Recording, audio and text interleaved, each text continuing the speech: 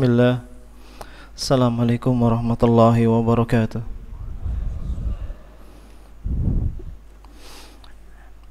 Innal hamdalillah nahmaduhu wa nasta'inuhu wa nastaghfiruh wa na'udzu billahi min shururi anfusina wa min sayyiati a'malina. May yahdihillahu fala mudilla lahu wa may yudlil fala hadiya lahu. Asyhadu an la ilaha illallah wahdahu la syarika lah wa asyhadu anna Muhammadan abduhu wa rasuluh. Ya ayyuhalladzina amanu taqullaha haqqa tuqatih wa la tamutunna illa wa antum muslimun. Ya ayyuhan nas ittaqu rabbakumul ladzi khalaqakum min nafsin wahidah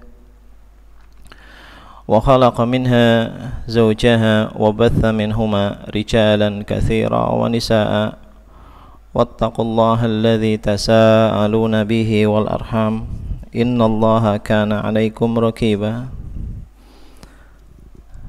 يا أيها الذين آمنوا اتقوا الله وقولوا قولا سديدا يصلح لكم أعمالكم ويغفر لكم ذنوبكم وَمَا يُطِعِ اللَّهَ وَرَسُولَهُ فَقَدْ فَازَ فَوْزًا عَظِيمًا أَمَّا بَعْدُ فَإِنَّ أَصْدَقَ الْحَدِيثِ كِتَابُ اللَّهِ وَخَيْرَ الْهَدْيِ هَدْيُ مُحَمَّدٍ صَلَّى اللَّهُ عَلَيْهِ وَعَلَى آلِهِ وَصَحْبِهِ وَسَلَّمَ وَشَرَّ الْأُمُورِ مُحْدَثَاتُهَا وَكُلَّ مُحْدَثَةٍ بِدْعَةٍ وَكُلَّ بِدْعَةٍ ضَلَالَةٍ وَكُلَّ ضَلَالَةٍ فِي النَّارِ. Nas'alullaha an yu'idhana wa iyyakum wa jami'al muslimina minan nar. Alhamdulillah, segala puji bagi Allah atas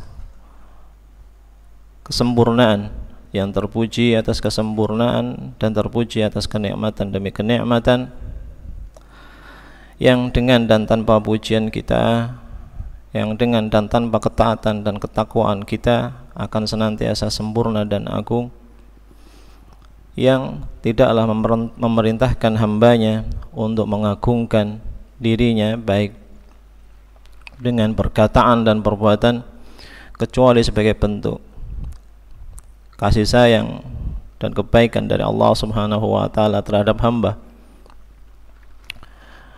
Karena sejatinya Allah Subhanahu wa ta'ala tidak membutuhkan sedikit pun dari ketaatan hamba,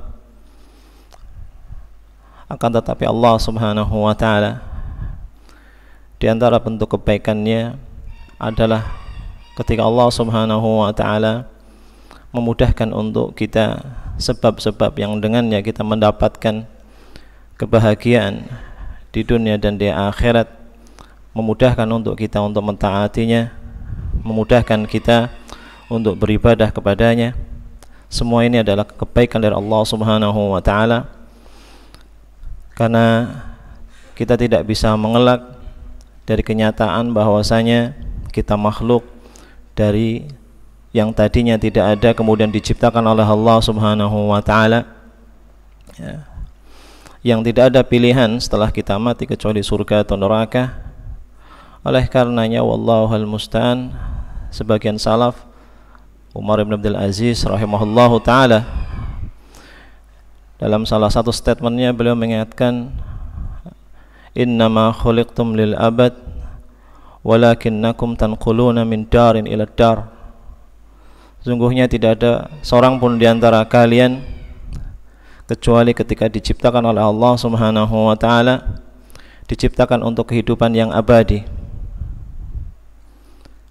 Tidak ada seorang pun di antara kita kecuali ketika keluar dari rahim ibu-ibu kita diciptakan untuk kehidupan yang selama-lamanya, apakah itu di surga atau di neraka.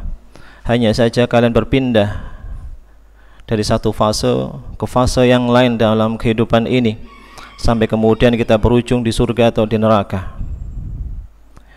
Maka selagi tidak ada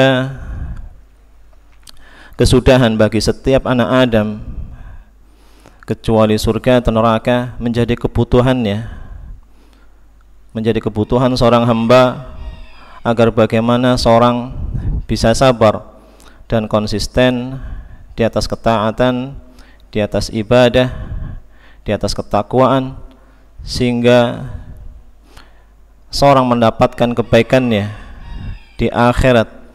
Adapun hal-hal yang Allah takdirkan dalam dinamika kehidupan seorang, yang terkadang sebagiannya diciptakan dalam kondisi sempit dan sebagiannya ditakdirkan dalam kondisi lapang, semua itu adalah dinamika yang tidak memalingkan kita dari tujuan kenapa kita diciptakan oleh Allah Subhanahu wa ta'ala.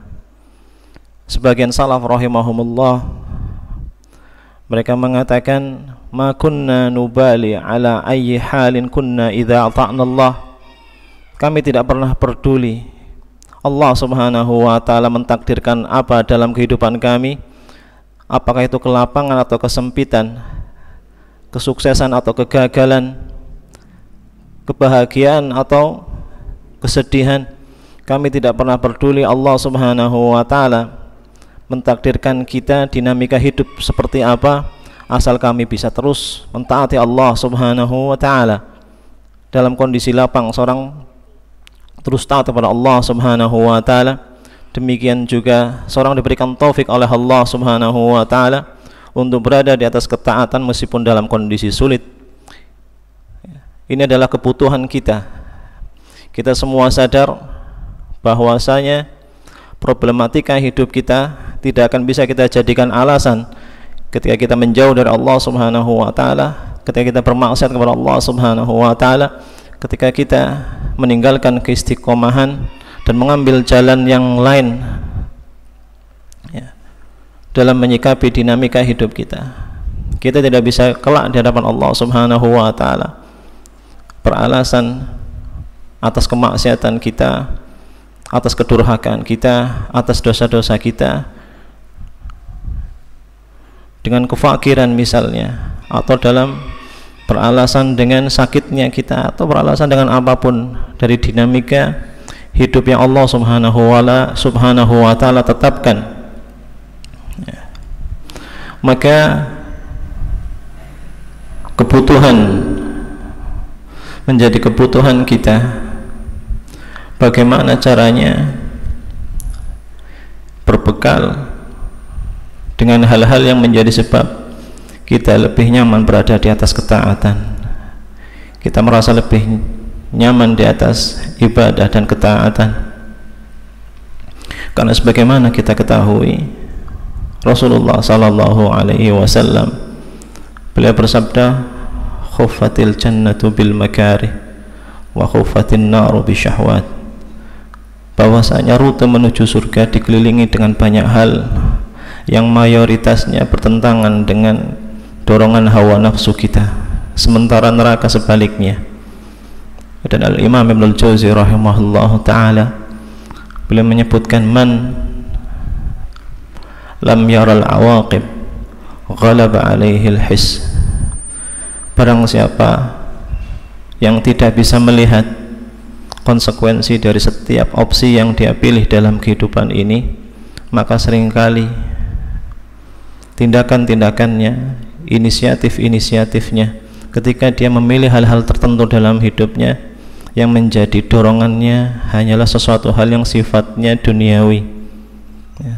Ketika seorang tidak mengetahui konsekuensi dari setiap apa yang dia amalkan, konsekuensi dari setiap apa yang dia ucapkan, konsekuensi dari setiap pilihan dalam hidup dia, efeknya di neraka, efeknya di akhirat, bagaimana efeknya, maka seringkali ya, kondisi di mana seorang minim bekal, minim pengetahuan, minim informasi tentang konsekuensi dari apa yang dia lakukan, menjadi seorang wallahul musta'an yang menjadi pendorong dia dalam beraktivitas adalah hal-hal yang tidak mendekatkan seorang ke dalam surga, hal-hal yang tidak menjadi sebab kebaikannya. Maka seorang wallahul musta'an berusaha mencari sebab-sebab yang dengannya dia lebih mampu mengecilkan dirinya, menjadikan seorang hamba tahu diri di hadapan Allah Subhanahu wa ta'ala bagaimana posisinya. Karena pencapaian, sejatinya pencapaian prestasi seorang hamba justru terletak pada sejauh mana dia mampu untuk mengecilkan dirinya, menghambakan dirinya, menghinakan dirinya di hadapan Allah Subhanahu wa ta'ala, yang dengan itu seorang hamba di hadapan perintah dan larangan Allah Subhanahu wa ta'ala mampu untuk mematuhi Allah Subhanahu wa ta'ala secara total dan tidak tebang pilih. Karena sejatinya ketika seorang hamba, wallahul musta'an, selektif dalam menyikapi, merespon perintah dan larangan Allah Subhanahu wa ta'ala, seakan-akan secara implisit hamba tersebut merasa bahwasanya dirinya sejajar dengan Allah Subhanahu wa ta'ala, sehingga berhak untuk mengatakan hal-hal tertentu, perintah-perintah tertentu atau larangan-larangan tertentu relevan dan tidak relevan untuk dirinya, sehingga dia pun melakukan perintah yang A dan meninggalkan perintah yang B, meninggalkan larangan yang A dan melakukan larangan yang B. Ini adalah wallahul musta'an bentuk seorang hamba yang tidak bisa menempatkan dirinya di hadapan Allah Subhanahu wa ta'ala sebagaimana seharusnya sebagai seorang hamba. Pencapaian yang seharusnya menjadi cita-cita setiap dari kita adalah bagaimana dengan berjalannya umur dia lebih mampu menghambakan dirinya kepada Allah Subhanahu wa ta'ala, berusaha agar dalam kehidupan dia, wallahul musta'an, pada titik tertentu dia menjadi lebih baik di hadapan perintah dan larangan Allah Subhanahu wa ta'ala. Dia menjadi punya alasan yang kuat untuk tidak menolak apapun yang menjadi perintah dan larangan Allah Subhanahu wa ta'ala. Dia mengetahui bahwasanya perintah dan larangan Allah Subhanahu wa ta'ala bersumber dari kesempurnaan kasih sayang, kesempurnaan ilmu yang ada pada Allah Subhanahu wa ta'ala, yang kita sebagai seorang hamba tidak lebih mengetahui dari Allah Subhanahu wa ta'ala apa yang lebih baik untuk kita dibandingkan Allah Subhanahu wa ta'ala.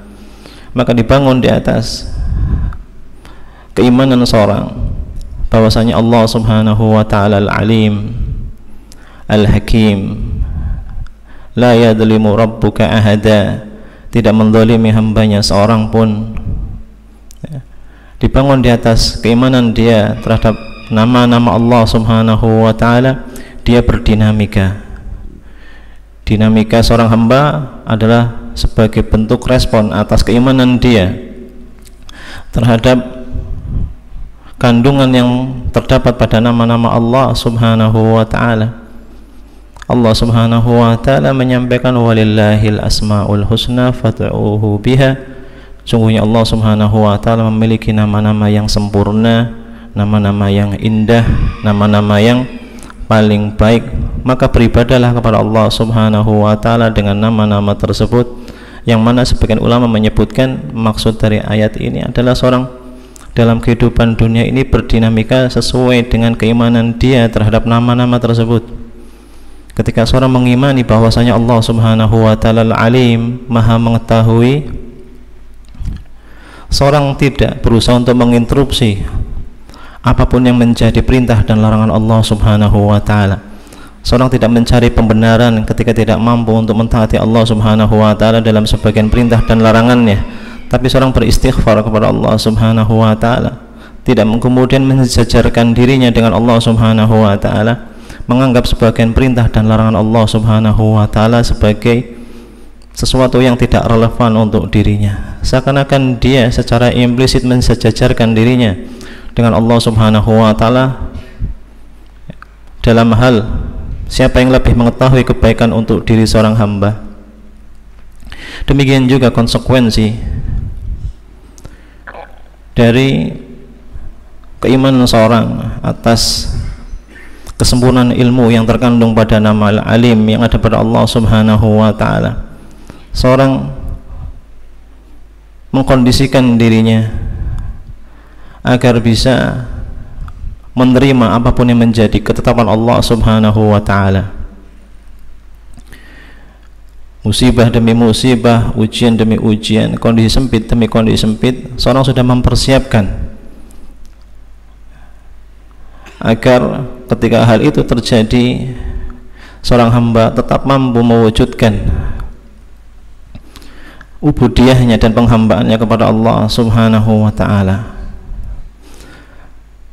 Sebagian sahabat radhiyallahu an dinukilkan dari sahabat Abdullah bin Mas'ud radhiyallahu anhu bahwasanya beliau berkata, li ana a'udha ala jamratin aw aqbidu 'alaiha hatta tabrud ahabba ilayya min an aqula fi syai'in kana ya laitahu lam yakun.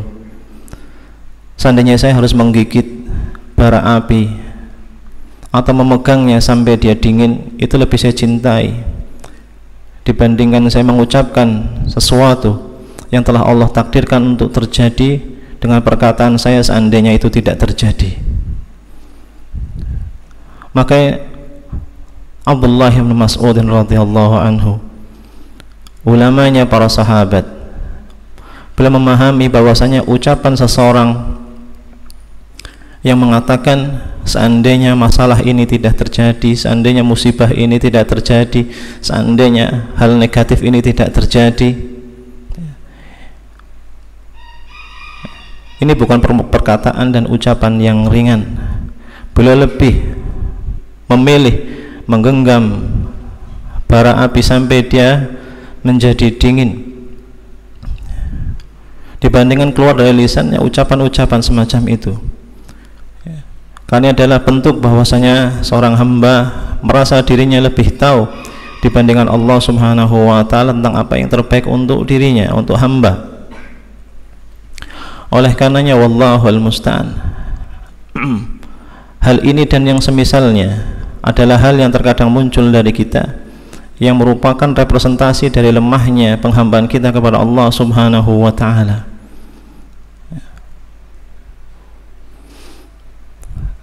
Yang mungkin bisa jadi ada korelasinya dengan ucapan Anas bin Malik radhiyallahu anhu ketika Anas bin Malik mengatakan, innakum la ta'maluna a'malan hiya indakum atakum minasya'r wa hiya indana fi ahdi Rasulillah sallallahu alaihi wasallam minal mubiqat. Sungguhnya kalian banyak melakukan hal-hal, banyak melakukan perbuatan-perbuatan dan amalan-amalan yang kalian menyangka bahwasanya itu tidak lebih berat dari sehelai rambut, tapi ternyata jika hal itu kita melakukannya pada saat Rasulullah sallallahu alaihi wasallam masih hidup, kami menganggapnya sebagai suatu hal yang membinasakan.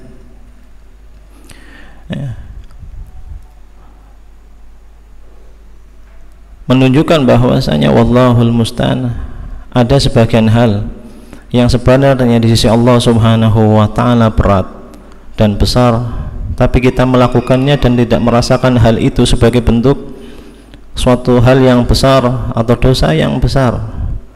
Ibnu Rajab Al-Hambali rahimahullahu taala dalam Jami'ul Ulum wal Hikam, beliau menyampaikan yang maknanya ketika seorang mengurungkan dari berbuat maksiat, urung berbuat maksiat, dan yang ada dalam hatinya, yang ada pada kepalanya hanya kekhawatiran bahwa kemaksiatan yang akan dia lakukan akan terekspos, akan terlihat oleh manusia, sehingga dia pun berhenti dalam keadaan sama sekali tidak ada di hatinya sedikit pun motivasi meninggalkan kemaksiatan itu, karena Allah Subhanahu wa ta'ala melihatnya. Allah marah.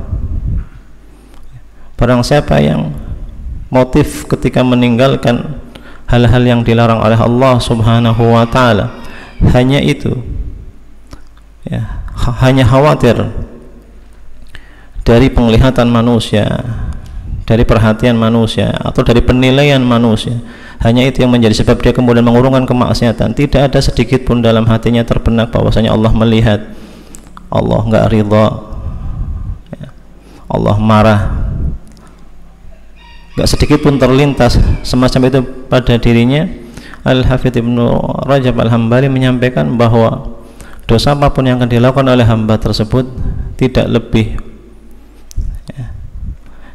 ringan dibandingkan apa yang hamba tersebut terjatuh padanya. Dosa di mana seorang lebih takut kepada manusia dibandingkan takutnya kepada Allah Subhanahu wa ta'ala masih lebih besar dibandingkan dosa kemaksiatan yang dia urung untuk melakukannya, dosa apapun itu, ya. Maka sebenarnya banyak, ya, yang dengan kita semakin belajar dan belajar dan belajar, kita akan lebih mengetahui bahwasanya ternyata banyak kekurangan kita di sisi Allah Subhanahu wa ta'ala. Kita menjadi lebih sadar bahwasanya catatan amal kita